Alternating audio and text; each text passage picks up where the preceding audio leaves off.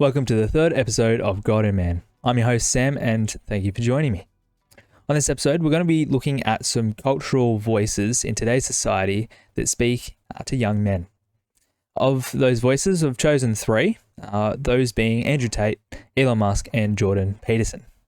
So let's just jump right into it with Andrew Tate. Now, this guy, he's a man on quite a lot of people's lips for many different reasons, and he's someone who really speaks to young men.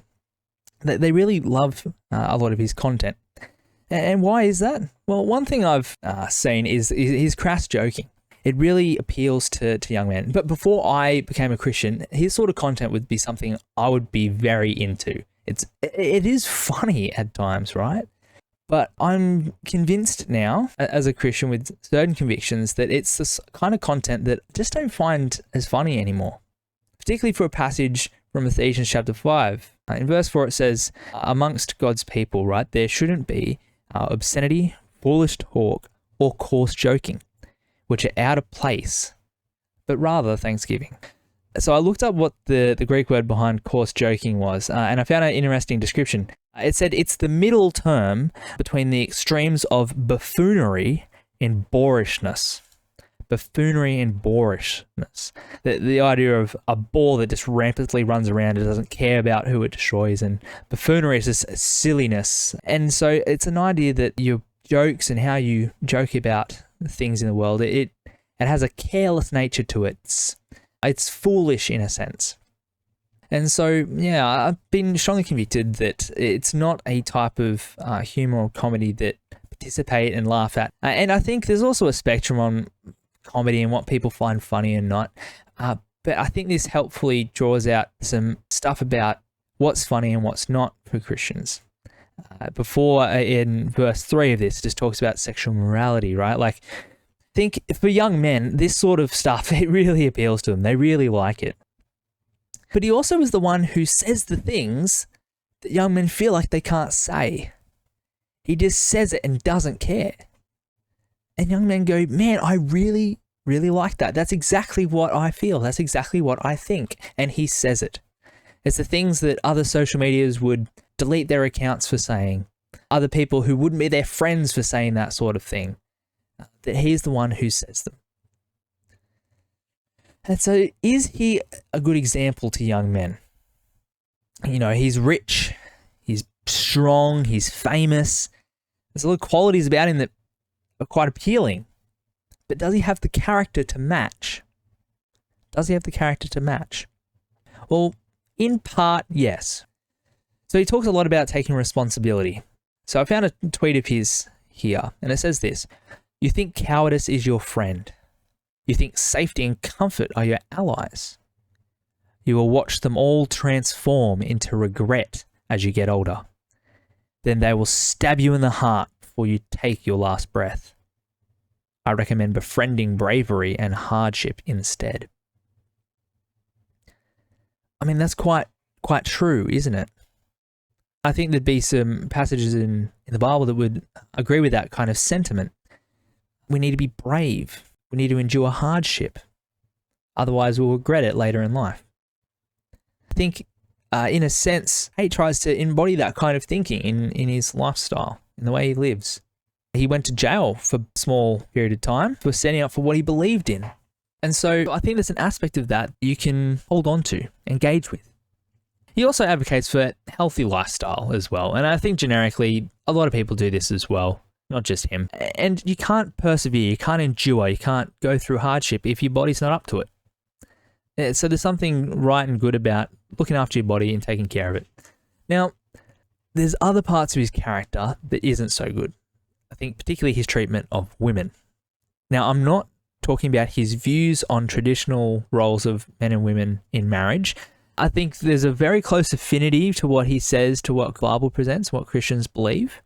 I say somewhat close. I think there are some points where it deviates, but you got to be careful. Like, as a Christian, if you start saying everything he says about women is misogynistic, and then people read the Bible and see your position on roles of women in marriage, and you go, wait, hold on, you called him a misogynist, how are you not one?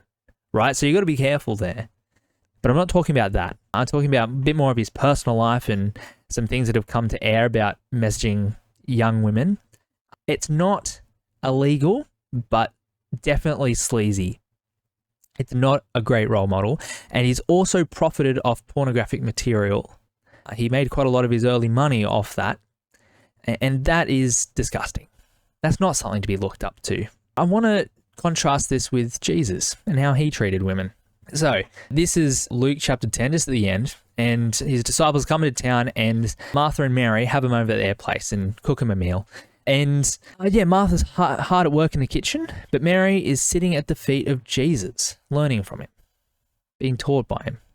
And I think that just pausing here for a second that's just incredible. Jesus teaches women. He cares about women. He doesn't think women are stupid, that they can't learn deep spiritual truths about reality. No, Jesus teaches women. And so you've got Martha, who's making all these preparations, very distracted. And she comes to Jesus and she says this, "Lord, don't you care that my sister has left me to do the work by myself? Tell her to help me." Now, Jesus, in response here, he doesn't go, "Oh, woman, shut up," right? No, he says this, "Martha, Martha, you are worried and upset about many things, but few things are needed. Or indeed, only one. Mary has chosen what is better, and it will not be taken away from her." See, what Mary has chosen is better. To sit at the feet of Jesus and to learn, that is better by far. That's a very different contrast, I think, to how Jesus treats women and how we might see a man like Andrew Tate treat women. But I think out of all his character flaws, his biggest one is his love of money. His love of money.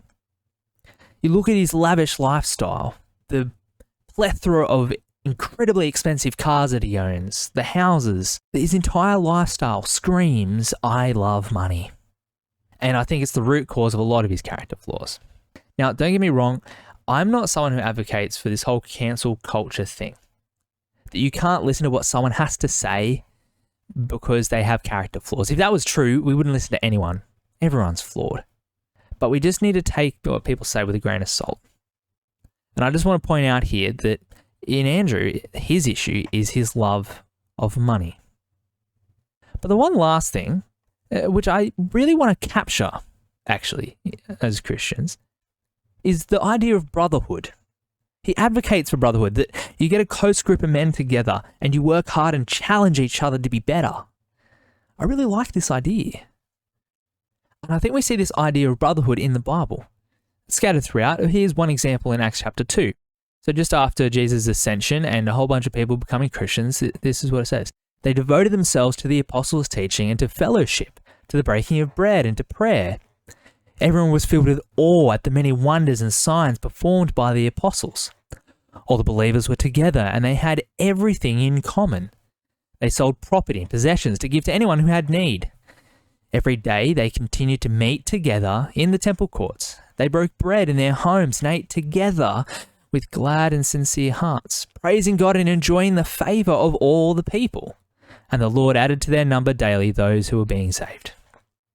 You get a real sense of community in that passage, a real sense of, I would say, brotherhood here. Though in saying that, it's not just men, it's men and women in fellowship, but the idea of being in community together and sharing all these things in common, that's something that Andrew does a lot of. I think he has a lot of his closest mates living with him in the same house, all sharing everything together, all encouraging and challenging each other.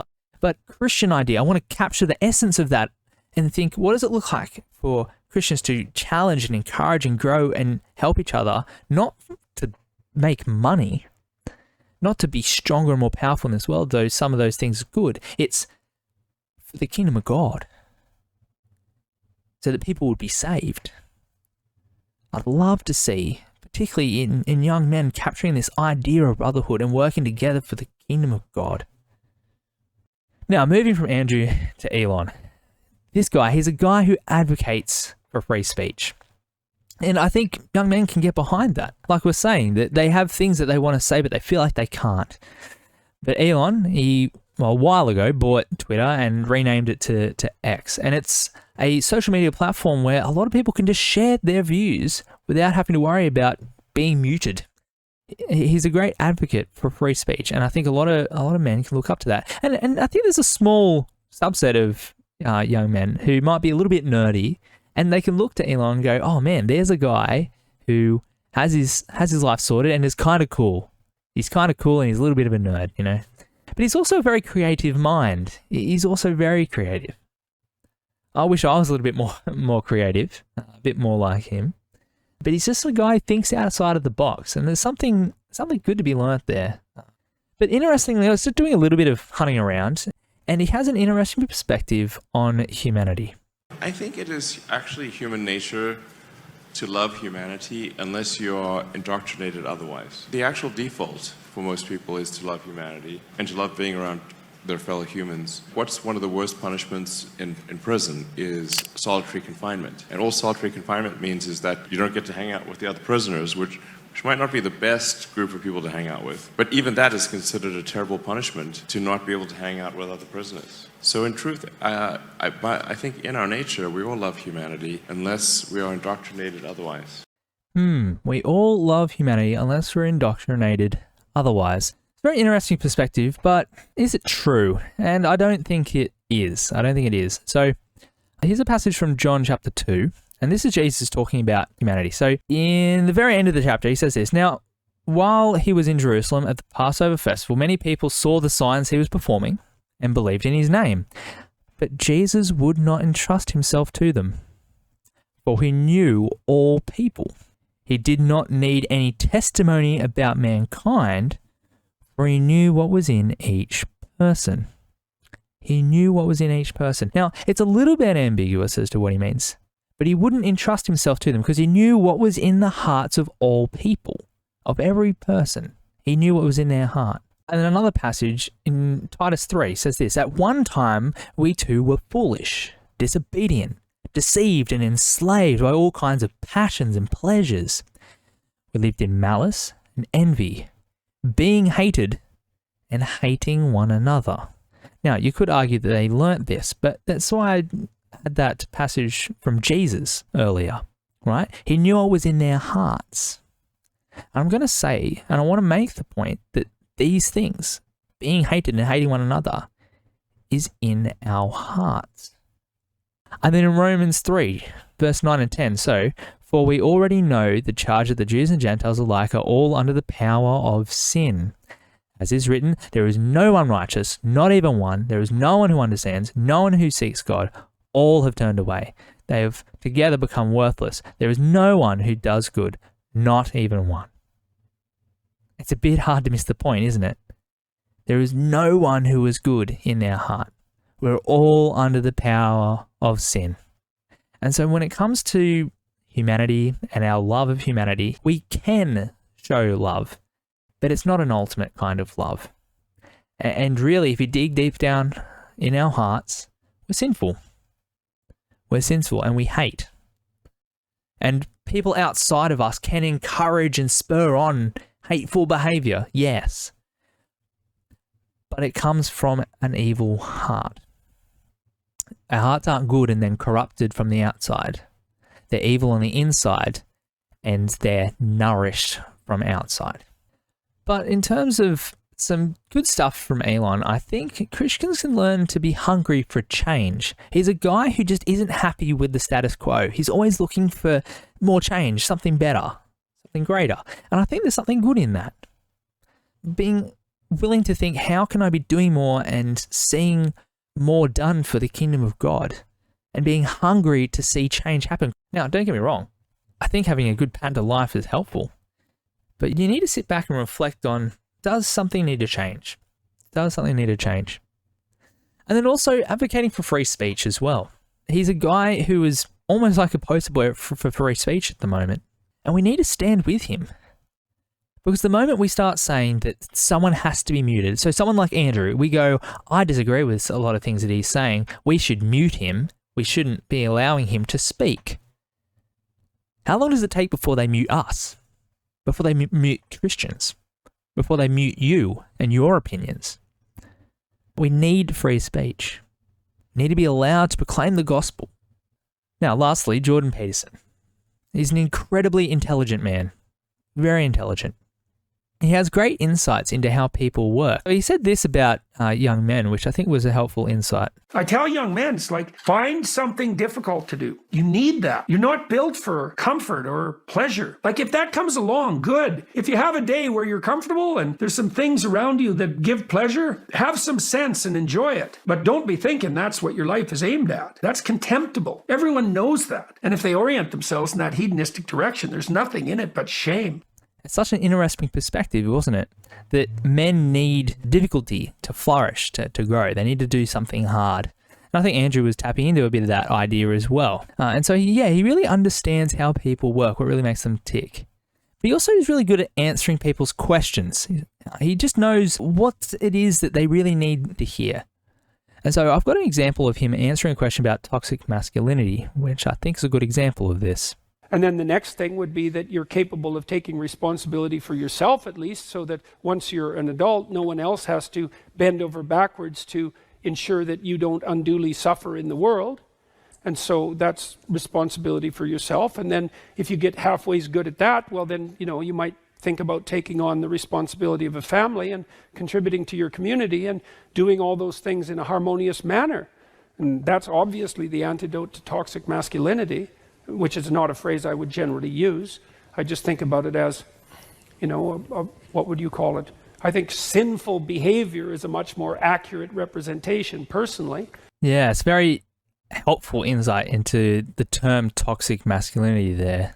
He wouldn't use the term himself, but he would just call it sinful behaviors. And it's quite true, right? If you think an aspect of toxic masculinity is using your power and domineering to control others, well, having power isn't the toxic thing, it's the use of it to domineer others. So you need to be very specific. And is that a masculine trait, or can women use powers within their circles to domineer over other women, right? So it doesn't necessitate it being a purely masculine trait either. And so he does a good job in this interview, in particular, sharing some of those thoughts. So he's quite good at answering people's questions. Now, he also talks about the Bible at times, and sometimes it's helpful, but I think a good chunk of the time he actually misses the mark on what the Bible is actually teaching. So here's a video of him talking about Adam and Eve being thrown out of the garden and cherubim put at the entrance with flaming swords. Judgment, and all that's embedded in that image. When God kicks Adam and Eve out of the Garden of Eden, he puts cherubim with flaming swords at the gate to stop human beings from re-entering paradise. Why do they have flaming swords? Well, a sword is a symbol of judgment and the separation of the wheat from the chaff. You use a sword to cut away and to carve. And a flaming sword is not only that which carves, it's that which burns. And what does it carve away and burn? Well, you want to get into paradise? It carves away everything about you that isn't perfect. You could say that the entire Christian narrative is embedded in that image. Why? Well, let's say that flaming swords are a symbol of death. Let's say further that they're a symbol of apocalypse and hell. So here's an idea. Not only do you have to face death, you have to face death and hell before you can get to paradise. Have to go through death and hell before you face paradise. Now, you could interpret him in different ways to try and make it sound biblical, but I think what he wants to interpret it as is that you must face trials and hardship in this life to then get to paradise. That is an interpretive framework throughout the whole Bible. And I don't think that's actually true. I don't think that is the underpinning narrative of the Bible, is this idea of going through hardship to reach paradise. It's definitely a paradigm for Christians and definitely for God's nations throughout the Old Testament, but it's not the driving aspect of the narrative. The driving aspect of the Christian narrative is hope. It's hope. So I want to go to Luke chapter 23. And so Jesus is on a cross, and next to him are two criminals. And one of them starts hurling insults at him, saying, "Are you the Messiah? Save yourself and us." But then the other criminal, he rebukes this guy and says, "Don't you fear God?" he said. "Since you are under the same sentence, we are punished justly, for we are getting what our deeds deserve. But this man, Jesus, he's done nothing wrong." Then this criminal who rebuked the other one, he says to Jesus, "Jesus, remember me when you come into your kingdom." Jesus answered him, "Truly I tell you, today you will be with me in paradise." That is the Christian narrative of hope, that with Jesus, you can enter paradise. Jesus goes through the flaming punishment of death and hell. He sates the sword of the cherubim and opens up the gates of heaven, that with him you can enter paradise. So Jordan Peterson, he is a very intelligent man, lots of great insights into how we tick. He's a great example of what it looks like to answer people's questions well. But in terms of how he interprets the Bible at times, he does miss the mark. So overall, how do we engage with these guys? How do we engage with people like Andrew, Jordan, Elon? Well, what you got to do is listen to what they say. Listen to what they say. Don't let other people tell you what to think about them and what they say. Listen for yourself. Listen to a podcast. Listen to one of Jordan's lectures, anything like that. Don't just take other people's opinions. Actually listen to them for yourself. And be critical, right? Don't take it as gospel, as the pillar foundation of all truth. Be critical about what they say. Think about it. Hold it up against what the Bible sets as true and go, "Oh, well, actually, should I think that? Oh, is that true?" Be critical. But also don't throw out the baby with the bathwater. All of these guys advocate for some sort of truth or reality, of something we can grasp hold of and utilize and dwell on and think about. But again, be critical. And so how did Jesus engage with voices around him, with other people? Well, I did a quick search, and in the New Testament, there were 307 questions asked by Jesus and 183 asked of him. So Jesus overwhelmingly asked more questions than were asked of him. And out of the 183 asked of him, he only directly answers 8. 8. 175 out of 183 times he answers with a question. So Jesus sets an example there that when we engage with people, more often than not, we should be asking questions, getting to know them. Who are they? What makes them tick? And I've got another example of Paul in 2 Corinthians, one of Jesus' apostles. And he says this in 2 Corinthians chapter 10, and it's very interesting. In verse 5, "We demolish arguments and every pretense that sets itself up against the knowledge of God. And we take captive every thought to make it obedient to Christ." Now that's intriguing. That idea of capturing every thought and making it obedient to Christ. It's just such a vivid image of what it looks like to engage with opinions and thoughts, is that these people might present great ideas and we take them and we make them captive to Christ, to the Bible. We can use them. We can utilize them. But you make them captive and obedient to Jesus. And we also demolish arguments set up against the knowledge of God. We demolish them. And we don't demolish them with swords, spears, guns, and bombs. Because in verse 4 it says, "On the contrary, they," that is, the words of God, "have divine power to demolish strongholds." Divine power to demolish strongholds. It's a divine power. It's not a physical power in this world. We demolish arguments and pretenses that set themselves up against God by the word of God. By divine power, not our own. Well, that's the end of this episode. Thanks for listening. And on the next episode, we're going to be looking at the era of social media. What's some great opportunities that we have from it? What are some detrimental things about it? But until then, thanks for listening. And I'll catch you on the next episode of God and Man.